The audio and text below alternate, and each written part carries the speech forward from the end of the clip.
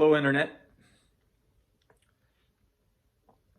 Seems like I'm learning more uh, this last almost full year than I have in my whole life put together. And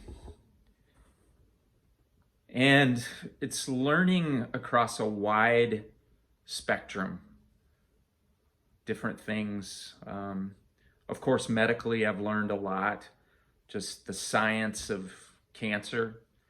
Uh, I feel like I knew absolutely nothing before uh, the tail end of October last year. And, it's inevitable that you get a stage 4 cancer diagnosis and you learn stuff. You learn the terminology, you learn the language, you learn what the statistics say, you learn what the uh, treatments are, the preferred treatments, the different variety of treatments. You learn about clinical trials. You learn about genetic markers. I don't know, I could go on and on. But anyway, there's that whole category of things that you learn that are just related to the science of medicine and the science of cancer. But then, of course, there's also the things that you learn about life itself and just the way that you deal with things. And I think anybody that has received a diagnosis like mine, and it doesn't have to be colon cancer, it can be any kind of cancer. And of course, there's other diseases also that have that kind of terminal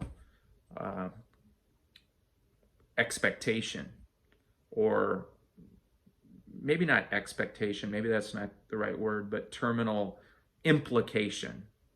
Maybe that's a better word for it, where you realize that under general normal circumstances, averaged out over the whole statistical field, you realize that what you're being told is that you don't have a lot of physical life left on this earth, whether that's a few months or a few years, or in some cases, maybe 10 or 15 years. But anyway, what this has all made me think about is just that, you know what, none of us have any guarantees. And again, I often reference this when I make videos. I'm thankful for great family and friends that we can have like super honest, gut level discussions about life and death. And I don't think we should be afraid to talk about that. You know, I know some people, it makes them very uncomfortable. They want to be positive all the time. They want to be optimistic, and they're very uncomfortable talking about death or the end of life. But the interesting thing is, I don't think it's too radical to say that every single one of us is going to die. It's just that some of us maybe have a little bit of more of an idea of how that's going to happen, and maybe a general time frame. But every single one of us is going to die. I don't care what your diet is. I don't care what your exercise routine is.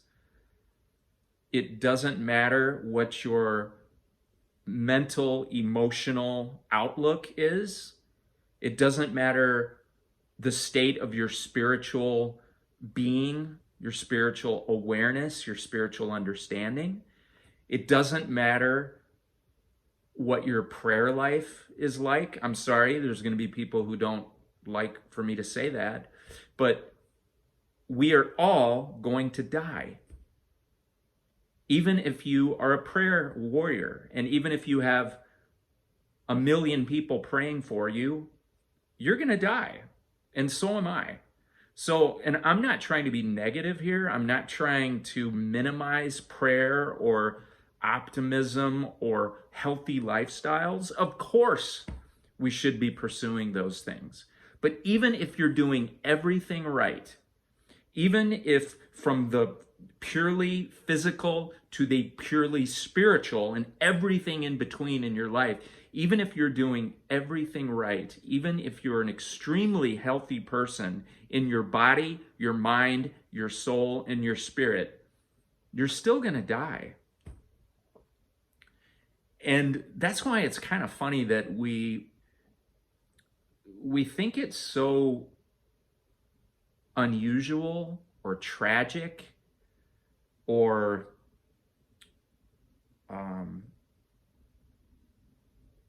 sad. I don't know. I could sit here and come up with lots of different words to describe it, but basically we all look at death as something like, oh, but you know what? Everybody who was alive 120 years ago is now dead. And most likely 120 or 150 years from now, everybody who's alive today is going to be dead. And I know there's nothing that I'm saying that's like super insightful. It's just that I think we go through life when we look at illness and we look at sickness and we look at aging, we think that there's these magic buttons that we can push. Like I said, whether it's in our diet or in our spiritual life, we think that there's things that we can, levers we can pull, buttons we can push that will cause us to avoid the inevitable, which is that we are going to be finished one day with life in these physical bodies on this particular physical plane, this planet. So, you know, I think we all know that. Who would disagree with me? We all know that theoretically. I knew that theoretically. But back to what I said at the very beginning of this video, what's happened in the last year is that it becomes really practical, or it becomes really real. And I am so, you guys know who've watched my videos, I am so grateful and thankful for what has happened to me in the last year, the surgeries that I've had that have been successful, my 6 months of chemo. It wasn't even 6 months. I got off pretty easy with the chemo, at least up to this point. I just had 6 treatments. Maybe it was more like 4 months, 5 months. My ablations, which I had done about a month ago, I am grateful and thankful that I am feeling as well as I am, even though as you know, I still have, I call them the stacked up issues that need to be dealt with. But a lot of us do, don't we? A lot of us are, even if we don't have cancer, we're dealing with things, and there are wild cards and there are unknowns that are waiting for us before that day that we depart this planet. Anyway, what I was saying is I am not trying to minimize the fact that I'm grateful and thankful that I'm almost to my 1-year anniversary of my diagnosis, and I am alive and kicking. I am so grateful for that. But you can't go through a year like I've had, and some of you have had periods of your life like this, without being changed and without realizing that there are certain things in life that are important and valuable and precious, and other things in life that maybe we seem to think they are, or we're told they are, or our society or culture, whatever, impresses upon us that they're important or they're valuable, but then we realize that they're not at all, and that it's a smokescreen and that it's fake. So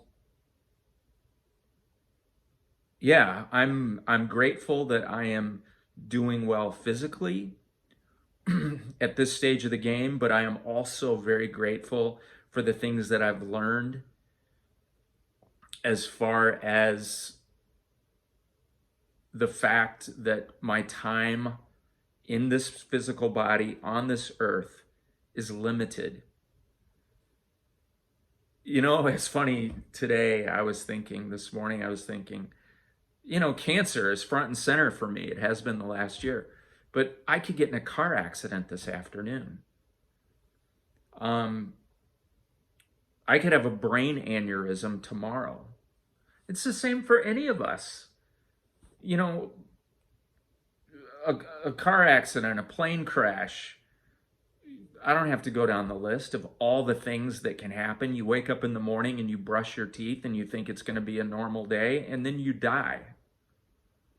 And then there's other people who have a stage 4 cancer diagnosis, and they battle it and struggle with it for weeks and months and years, and some people decades. And for them, it's that looming sense that this is going to be the thing that ends my life. And yet, millions of people wake up in the morning and then don't make it to get back in bed at night and have no idea that it's coming. So, again, I know that to some people, this kind of a discussion sounds really negative and doom and gloom and pessimistic. I don't think so. I think we've all got to face it. Maybe you have. Probably you have. All I'm saying is that I'm grateful that I've been forced to ruminate and think about the realities of being born and living and one day dying. Because it's not a strange thing to die. Okay, that's it. Thank you guys for watching.